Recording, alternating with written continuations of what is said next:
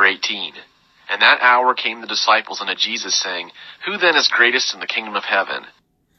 So this is again tied back to the previous chapter, which ended with Jesus paying the temple tax, the half shilling per person, when he told Peter to go catch a fish, and the shilling would be in the fish's mouth, and it would pay for Jesus and Peter. I don't know that there's a relationship to that, but in that same hour, the disciples asked who would be the greatest in the kingdom of heaven. And he called to him a little child, and set him in the midst of them, and said, Verily I say unto you, except ye turn and become as little children, ye shall in no wise enter into the kingdom of heaven. So they're concerned, Jesus' disciples were concerned about who was going to be the greatest in the kingdom of heaven. I guess I assume that they would want to be the greatest. They would want the highest position. And what Jesus does is grab a little child and says, you have to change your attitude and be like this child to go to heaven. Whosoever therefore shall humble himself as this little child, the same is the greatest in the kingdom of heaven. So humility is the key. And when you think about a child, you may not think children by nature are humble, but if you think about it from the perspective of, do children recognize their dependence on their parents? Do children ask for food? Can children go get the food that they need independent of their parents? They don't have any money. They can't go to the store and buy it. And a lot of times they can't fix it. All they could do is grab a snack or something. They're completely dependent on their parents to provide them with food. Sometimes they can't even pour their own drink because the containers are too heavy. So children are dependent on their parents. And what Jesus is saying here is that you need to recognize your dependence on God. You don't need to think that you are independent of God or that you control your life, but recognize that you are completely and totally dependent on Him for your existence. And whoso shall receive one such little child in my name receiveth me. But whoso shall cause one of these little ones that believe on me to stumble, it is profitable for him that a great millstone should be hanged about his neck, and that he should be sunk in the depth of the sea. So I don't know how I would say it's profitable to be drowned in the sea if you cause a little one to stumble. But certainly I would understand that it's bad if you cause one to stumble. And maybe that's just the point of that it's not good to cause another one to stumble. Woe unto the world because of occasions of stumbling, for it must needs be that the occasions come, but woe to that man through whom the occasion cometh. So in this life, occasions for stumbling are necessary. It's not just a chance that it might happen, but the occasions for stumbling are necessary so that we can all recognize the proper responses and how to, make the right decisions, or that when you make certain decisions, different circumstances are the result. And if thy hand or thy foot causeth thee to stumble, cut it off and cast it from thee. It is good for thee to enter into life maimed or halt, rather than having 2 hands or 2 feet to be cast into the eternal fire. So I don't think this section is talking about we literally should cut off our hands or pluck out our eyes. But he's making a strong point that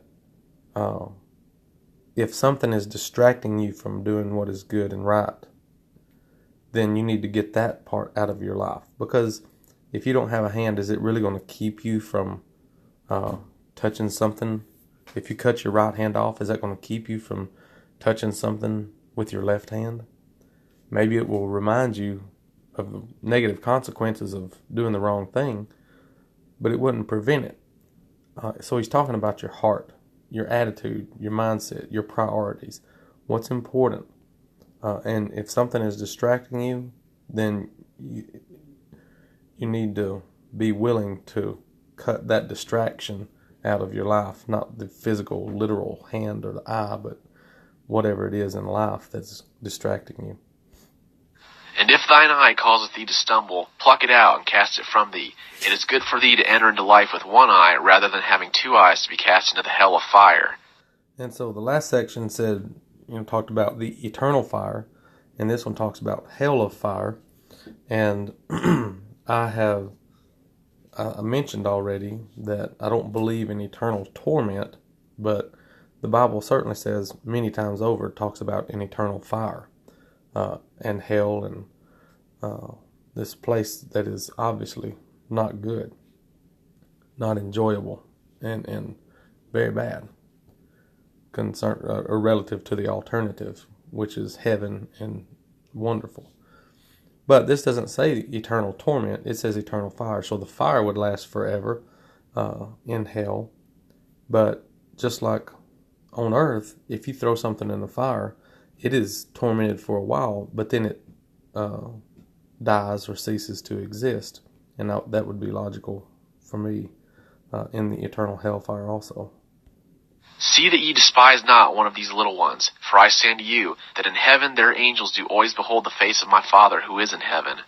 So this verse gives me an indication of this guardian angel type possibility. It says, for these little ones, or God's children, they have angels that behold the face of the Father in heaven. It says their angels behold the Father's face in heaven. So maybe there are guardian angels, or maybe there are specific angels sent to look out and care for you individually. How think ye, if any man have 100 sheep, and one of them be gone astray, doth he not leave the 99 and go into the mountains and seek that which goeth astray? And if so be that he find it, verily I say unto you, he rejoiceth over it more than the 99 which have not gone astray. Even so, it is not the will of your Father who is in heaven that one of these little ones should perish. So this is saying that God knows who his children are. God knows who his sheep are. And if one of his sheep goes astray, is distracted by whatever in life, and starts going down the wrong path, God doesn't just sit idly and watch and wait and see if that sheep makes the right decisions to turn around and come back to him. This says that God knows his sheep, and when one goes astray, he goes out and actively seeks it and brings it back. You see, most people, I think, today seem to think that God would just sit and wait and watch and leave all the responsibility to the lost sheep to see if it decides on its own to turn around and come back. When what this is saying is that God actively seeks out the sheep, picks it up, brings it back home, and then rejoices that God brought it back home. And if thy brother sin against thee, go, show him his fault between thee and him alone. If he hear thee, thou hast gained thy brother. But if he hear thee not, take with thee 1 or 2 more, that at the mouth of 2 witnesses or 3 every word may be established. And I think this is just a good general way to deal with a brother that you have some sort of conflict with, or any other person, not necessarily a physical brother or even a spiritual brother, but if you have a conflict with anyone, try to settle it individually. Then you can try to bring someone else who may be able to, a third party may be able to explain both sides a little better, help you see it better. But I don't think this is necessarily a law, like a law for the church, or a rule that must be followed to the letter. This is a general truth, and it's general wisdom of how to deal with someone that you're at conflict with. And if ye refuse to hear them, tell it unto the church. And if ye refuse to hear the church also, let him be unto thee as the Gentile and the publican. So the church here does not mean whatever church you go to today. What this means is, it just means the assembly of people. It does not necessarily have any spiritual connotation to it. It's just the assembly of people. It could be some community organization. It could be the church, especially if both of these members are members of a particular church today. But it's not necessarily a specific church It's just an assembly of people. Verily I say unto you, what things soever ye shall bind on the earth shall be bound in heaven, and what things soever ye shall loose on the earth shall be loosed in heaven. So this is the second time Jesus said this. He said it earlier, I think in Matthew 16, to Peter after he confessed that Jesus was the Christ, the Son of God. And I'm not sure I have a firm grasp on exactly what it means. Now, I think what I said before is what I would say now, that the disciples would be inspired of God after Jesus died and ascended, resurrected and ascended. And when they're inspired of God, then they would say what God wanted them to say, which would be true and right.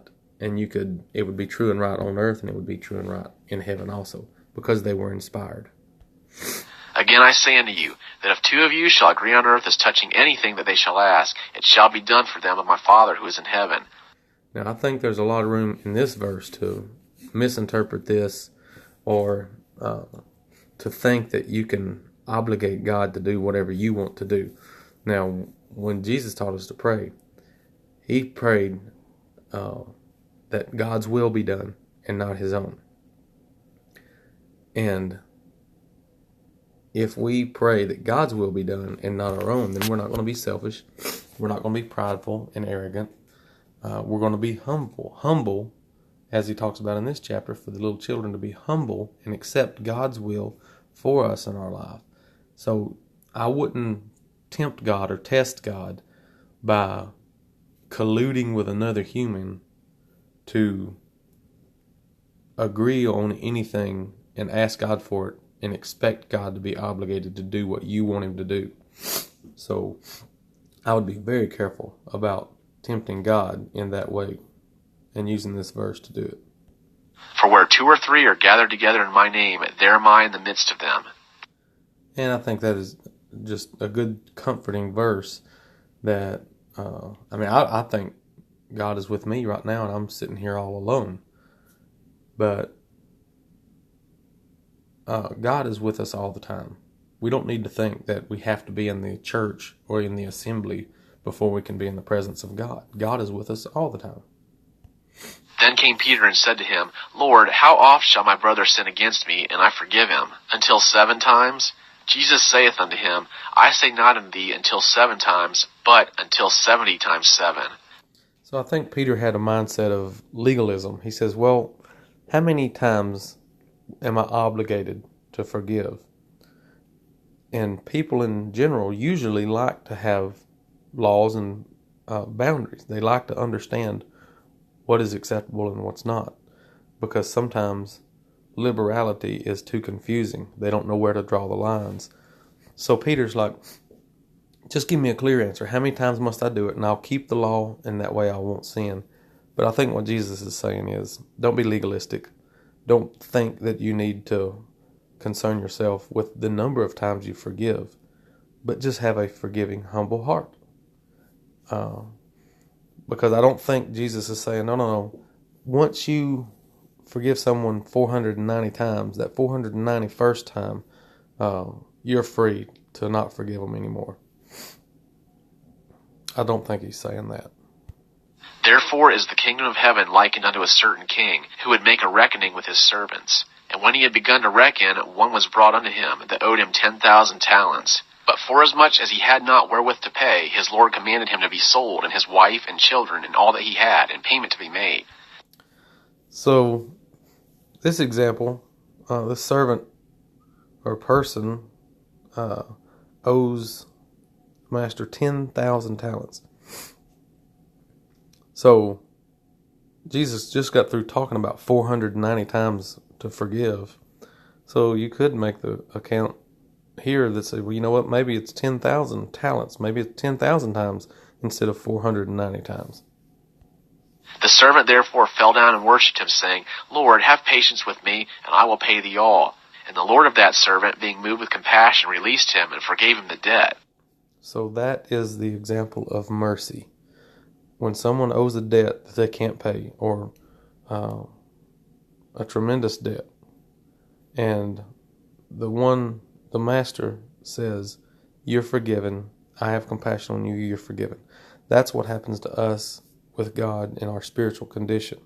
We are all lost and sinful, and we have a debt that we cannot pay. It's too great. We cannot pay it. And God says, you're forgiven. You don't have to pay your debt. It's mercy. But that servant went out and found one of his fellow servants who owed him 100 shillings, and he laid hold on him and took him by the throat, saying, Pay what thou owest. So his fellow servant fell down and besought him, saying, Have patience with me, and I will pay thee. And he would not, but went and cast him into prison, till he should pay that which was due. So when his fellow servants saw what was done, they were exceeding sorry, and came and told unto their lord all that was done.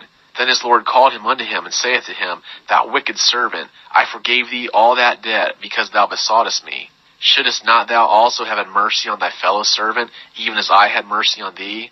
And his lord was wroth, and delivered him to the tormentors, till he should pay all that was due. So shall also my heavenly Father do unto you, if ye forgive not every one his brother from your hearts. So, this says, our Father will do the same to you if you do not forgive everyone from your heart. You can't even forgive someone in word, but then still hold a grudge against them. You have to forgive everybody deep within your heart. It's got to prick your heart. You've got to be genuine and true. You can't do it just from a legal perspective and say, well, I forgave you, you don't have to pay me your debt, but then you hold it against them in your heart. So I think that steps it up even more. So he starts out with the 70 times 7 on forgiveness, which is 490 times. And then immediately he goes into this 10,000 talent parable, says, well, he forgave him 10,000 talents, a debt far greater than he could ever repay. And then I think he even steps it up one more time and says, forgive everyone his brother from your heart. That's the highest you could possibly be. Forgive everybody all the time, not just from a legal perspective, but from deep within your heart as well. So mercy, and this example, since if God forgives you and shows you mercy and grace, but yet you can't turn around and show that to anybody else or somebody else who needs mercy from you, then God will say, you have not learned the lesson you need to learn. You have not humbled yourself. You're not humble as the child. You can't even enter the kingdom of heaven. We have to humble ourselves and recognize that we've been forgiven and shown mercy. Therefore, we need to show mercy to others. So I appreciate you listening, and we will continue our Bible studies.